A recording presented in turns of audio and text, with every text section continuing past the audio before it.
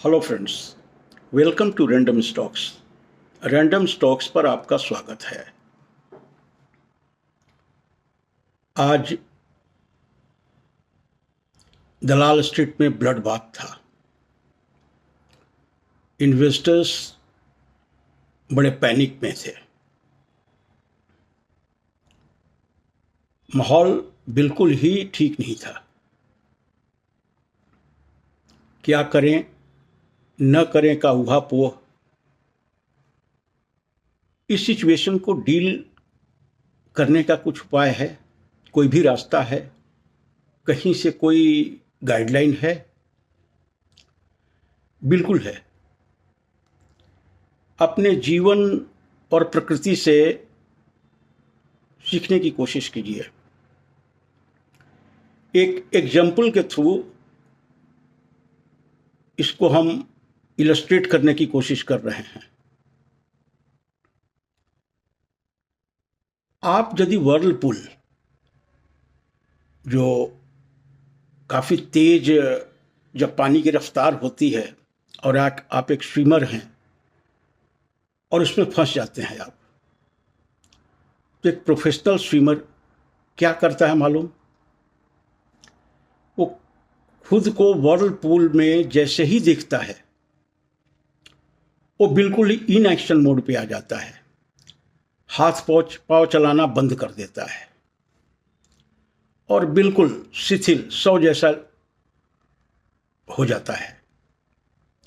शरीर से कोई कर्म नहीं, मन बिल्कुल शांत। फिर एक समय के बाद व्हर्लपूल ही उसे किनारे लगा देती है। उसे कुछ करने की जरूरत नहीं थी। हम लोग क्या करते हैं जो अमैच्योर हैं, उस व्हर्लपूल में जाने के बाद हाथ पैर और चलाना शुरू कर देते हैं और फिर अब व्हर्लपूल के सामने तो अपनी ताकत है नहीं, तो फिर थक जाते हैं और फिर वहीं दम तोड़ देते हैं। ऐसे ही स्टॉक मार्केट को समझिए। स्टॉक मार्केट आपके कंट्रोल में नहीं है। आपको उसको एक व्हर्लपूल जैसे एक प्रोफेशनल स्विमर डील करता है, वैसे ही आपको डील करना है जब स्टॉक मार्केट में ब्लड बाथ हो। हाथ पैर बिल्कुल चलाना बंद कर दीजिए। कोई भी ट्रेड मत लीजिए और दिमाग के हलचल को शून्य कर दीजिए। फिर यह स्टॉक मार्केट ही आपको किनारे लगा देगी। आप बच जाएंगे। और ज़्यादा उछल कूद, ज़्यादा हाथ पैर चलाने की कोशिश की तो स्टॉक मार्केट आपका और पोर्टफोलियो को डैमेज करेगा। तो ये है व्हर्लपूल के एग्जाम्पल से स्टॉक मार्केट के ब्लड बाथ को कैसे डील करें। एक दूसरा एग्जाम्पल से समझने की कोशिश करते हैं। एक पॉलिटिशियन, श्रूड पॉलिटिशियन, जब वो क्राइसिस में होता है तो क्या करता है मालूम? He maintains a stoic silence. बोलना बंद कर देता है, म्यूट हो जाता है। Like Manmohan Singh and Narendra Modi. कोई रिएक्शन नहीं, चुपचाप देखते हैं कि कब यह मामला सेटल हो जाता है। उस अवसर को जस्ट वेट करते हैं, कुछ करने की जरूरत नहीं है।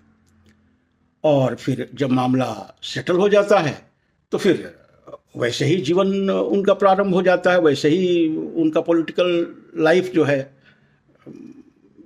चालू रहता है। तो ये पॉलिटिशियन से सीखें।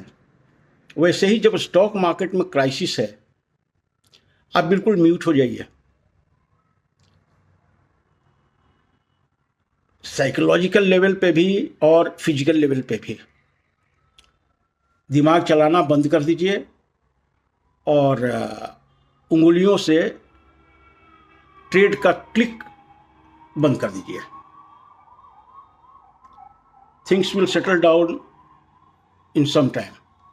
और फिर आपका जर्नी है वो, it will continue. As usual.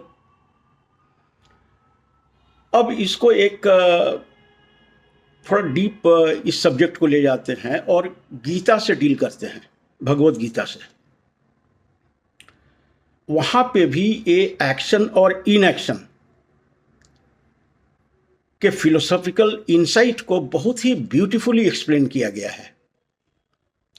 Gita में एक श्लोक है,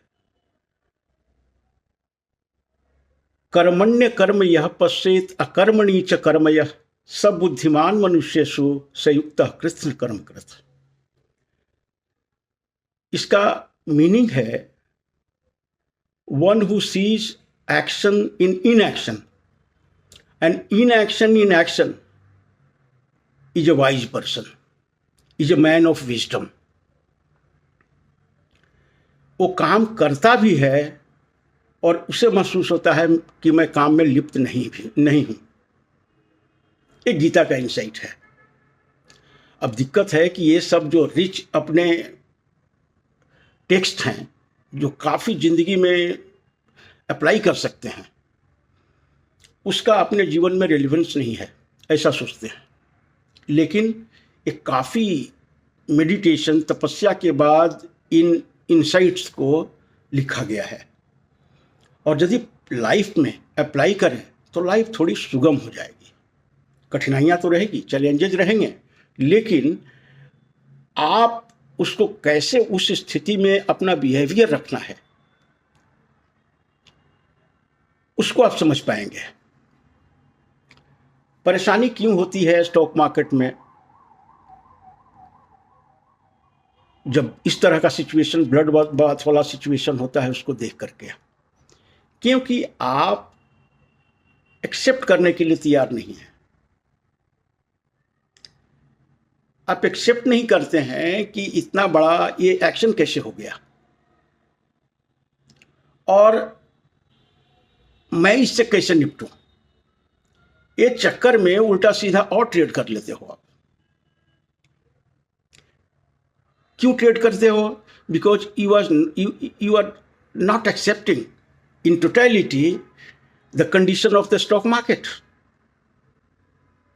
आप रेसिस्ट करते हो। और अगेन गीता को हम कोट करेंगे। गीता कहती है acceptance in totality unconditionally is wisdom and resistance is bondage. इसको आप याद रखिए।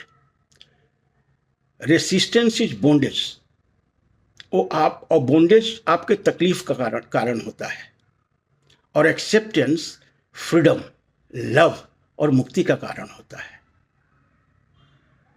तो ये कुछ पहलू थे, आपके सामने रखे। Thank you so much for watching the video. Thank you.